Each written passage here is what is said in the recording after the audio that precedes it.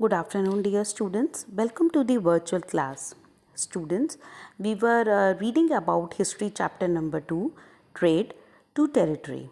And in my first part of this video, we have completed the topic till conquest of Mysore given on page number 19.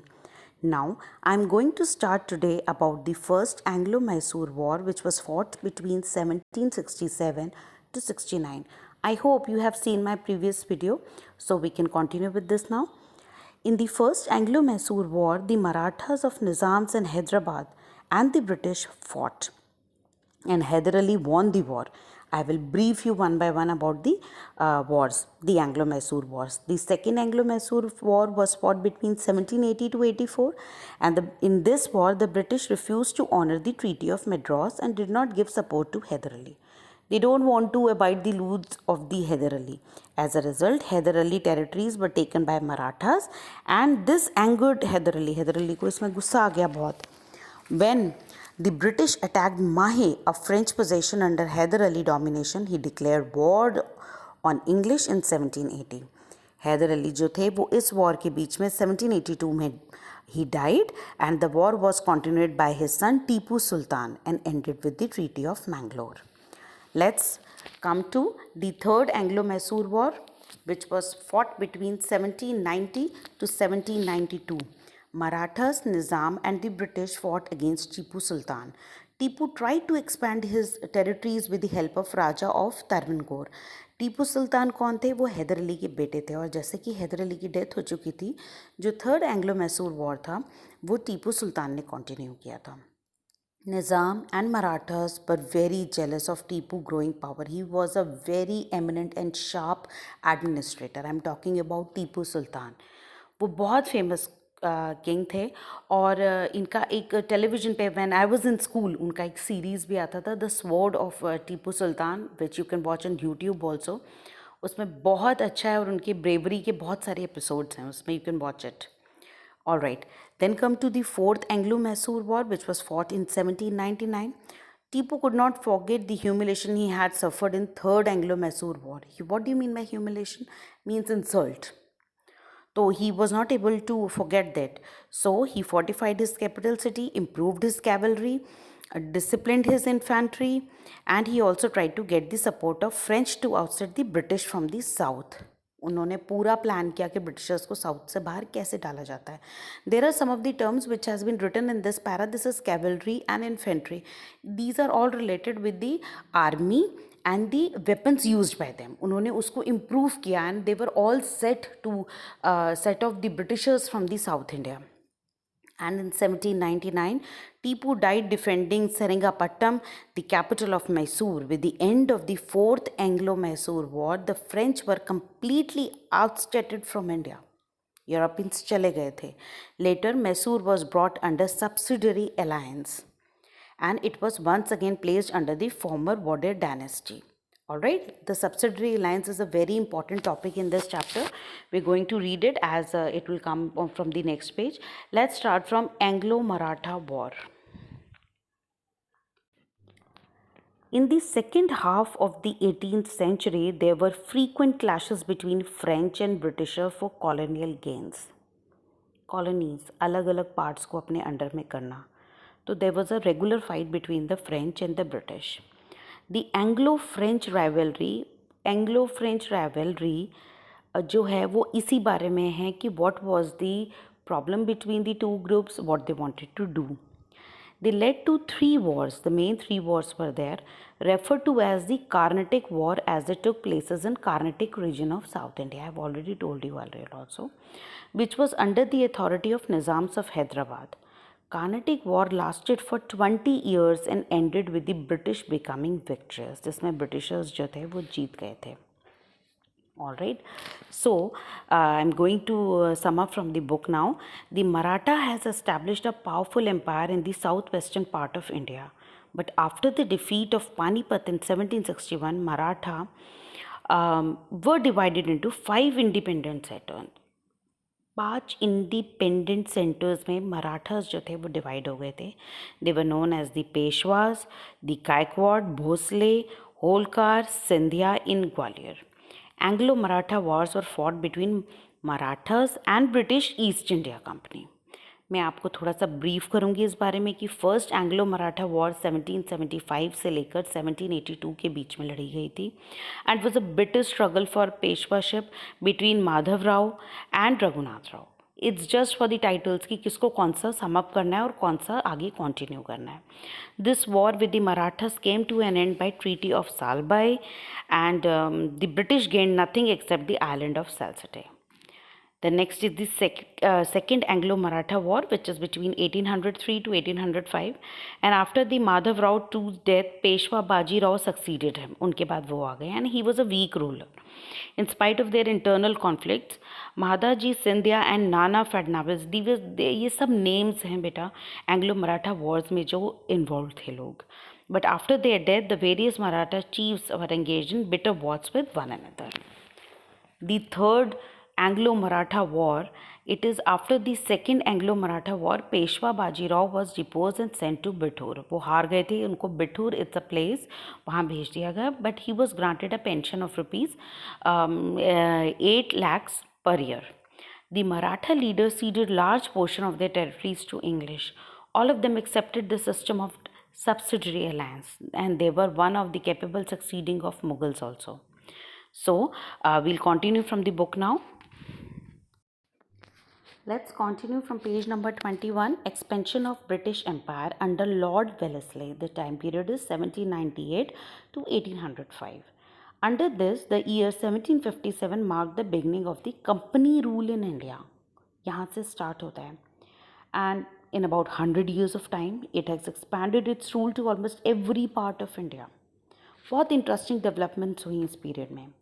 Company rarely launched a direct military attack on any state of India. Instead of company used political, economic and diplomatic methods to increase its foothold and finally annex the kingdom. क्या हुआ इसमें, जैसे कि अगर किसी company को अपने आप को सेटअप करना होता है एक जगह पे, तो वो धीरे धीरे पॉलिटिकल, इकोनॉमिक, डिप्लोमेटिक मेथड्स को यूज़ करती है. बट इस दौरान क्या हुआ, अंडर द लॉर्ड वेलेस्ले उन लोगों ने जो था एनेक्स करना स्टार्ट करा, मतलब डायरेक्ट हमला इंडिया के स्टेट्स पर, कि और एक कंपल्शन से हो गई कि कंपनी ही है वो ही वर्क करेगी यहाँ पर. He acquired territories through the system of subsidiary alliance and outright war. What is a subsidiary alliance? I will brief you. See, the system of subsidiary alliance was a very clever move by British to take advantage. They asked the rulers to accept the British paramountcy और वो कहते थे आप subsidiary treaty जो है उसको sign कर दीजिए.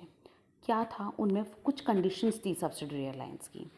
The picture on the screen you are seeing, उसमें भी इसका ब्रीफ है कि क्या था. I will also explain you. He would not keep an army of his own. ये सब इंडिया के रूलर्स को और किंगडम्स को बोला गया कि आप अपनी आर्मी नहीं रख सकते, आपको ब्रिटिश की आर्मी ही रखनी है. And he would have to take permission from the British before entering into alliance with other. अगर वो इंडिया की किंगडम जो किंग्स थे, अगर वो किसी और कंट्री के साथ कुछ एग्रीमेंट करना चाहते हैं तो they need to ask to the Britishers first. British official called the resident would be stationed at the ruler's court. एक जो रेजिडेंट थे उनका एक पोजीशन दे दी गई थी जिससे कि उनको परमिशन लेनी थी. What are the advantages of the subsidiary alliance? A subsidiary arrangement was very beneficial to the Britishers only. They could maintain a large army all at the cost of the Indian rulers. They indirectly controlled the defense and foreign affairs. मतलब उन्होंने धीरे धीरे सब कुछ annex कर लिया था. तो इसमें जो एडवांटेज था वो सब्सिडियरी अलायंस का, वो सिर्फ और सिर्फ ब्रिटिशर्स को था. Moving on to next, it's about the disadvantages. Indian ruler who accepted the subsidiary alliance became totally dependent upon Britishers. मतलब उनका अपना कोई पावर ही नहीं रहा, अपना कोई ट्रीटी ही नहीं रहा. वो हर चीज़ के लिए इंडियंस जो थे वो ब्रिटिशर्स पे डिपेंडेंट हो गए. एंड जो मराठास थे, Peshwas Bajirao signed a subsidiary treaty of basin in 1802. Many chiefs of Rajputana also accepted the supremacy of the Britishers. With this, the British became the supreme political power in India. All right. Moving on to next is about under Lord Hastings. Time period is 1813 to 1823. Under the governorship of Lord Hastings, a new policy of paramountcy came into force. क्या नाम था policy का? Paramountcy.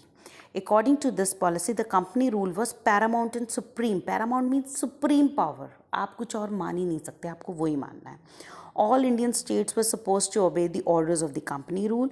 The ruler which failed to do so was forcefully annexed. उसको मार दिया जाता था जो ये फॉलो नहीं करता था rule. You can see the picture of Lord Hastings in your book also. How did the British expand? The time period is 1805 to 1848. The period from 1805 to 1848 saw a rapid expansion of British power in India and in Southeast Asia. British conquered Java and Sumatra from the Dutch. They are the names. They also occupied Singapore, Sarawak in Malay Peninsula. धीरे धीरे Britishers ने अपने आप को expand करना शुरू कर दिया. वो धीरे धीरे एनेक्सेशन करते थे, अपनी रूल्स एंड रेगुलेशंस बनाते थे, और ये सभी के लिए बहुत इंपॉर्टेंट हो जाता था कि अगर वो इसको नहीं मानेंगे तो they will be killed. Alright, so the next topic is annexation of Punjab under the strong leadership of Maharaja Ranjit Singh. You can see the picture in the book also. The Sikhs were considered a formidable power. They are considered as a supreme power at that time. Although Maharaja Ranjit Singh maintained a friendly relationship with British, he was always cautious with the British. उन्होंने friendly relationship तो रखा, but वो conscious रहे because he know about it कि वो कैसे लोग हैं. And the death of Ranjit Singh in 1839 resulted in a civil war. उसके बाद war छिड़ गई. The British were quick to take advantage of the unrest that was slowly infiltrating in Punjab. Two Anglo-Sikh were fought. Eventually, the British were able to defeat the Sikhs. सरदार हार गए थे उस वाली war में. Thus, Punjab was also conquered and brought under the British Empire. ये annexation बता रहे हैं आपको धीरे धीरे कि कैसे उन लोगों ने अलग अलग जगहों को conquer किया. Then, from the book, continuing, this is expansion under Lord Dalhousie between 1848 to 1856. इन्होंने क्या किया? उनकी पॉलिसी का नाम था imperialistic. जैसे कि लॉर्ड हेस्टिंग की पॉलिसी का नाम था पैरामाउंटेसी. इनका था in 1848, Lord Dalhousie arrived in India as the Governor General. His imperialistic policy was based on three principles. What were the three principles at that time? Expansion of territories by war. हम धीरे धीरे territory को occupy करेंगे, लड़ाइयाँ लड़के, wars लड़के. And the occupation of Indian states through the doctrine of lapse. The take over of Indian state on grounds of maladministration. मतलब administration को ख़राब करके धीरे धीरे जो उनके रूल्स एंड रेगुलेशंस हैं उनको ख़राब करके, उनको पॉइंट आउट करके, उनको बिल्कुल स्पॉइल करके धीरे धीरे अपना जो टेरिटरी है उनको एनेक्स करना और अपने अंडर में लेकर आना. This was the policy of Lord Dalhousie at that time. The next is the annexation of Awadh. Lord Dalhousie annexed Awadh also and deposed the Nawab of Awadh Wajid Ali Shah in 1856. Misgovernance was cited as a cause of annexing Awadh. मतलब जो नवाब थे अवध के वाजिद अली, उनसे बिल्कुल भी नहीं संभाला जा रहा था अवध. वो मिस ट्रीट कर रहे थे, उनसे किंगडम नहीं संभाली जा रही थी, आर्मी नहीं वो हैंडल कर पा रहे थे. That was the only reasons कि Lord Dalhousie was a winner in annexing Awadh. Despite being loyal to the British, the Nawab of Awadh was dethroned and exiled to Calcutta. Many soldiers in the British army belonged to Awadh deeply resented the treatment meted out to their ruled Wajid Ali Shah. Alright.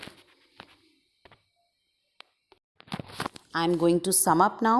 This is about the structure of the administration. What was the structure of administration of the Britishers?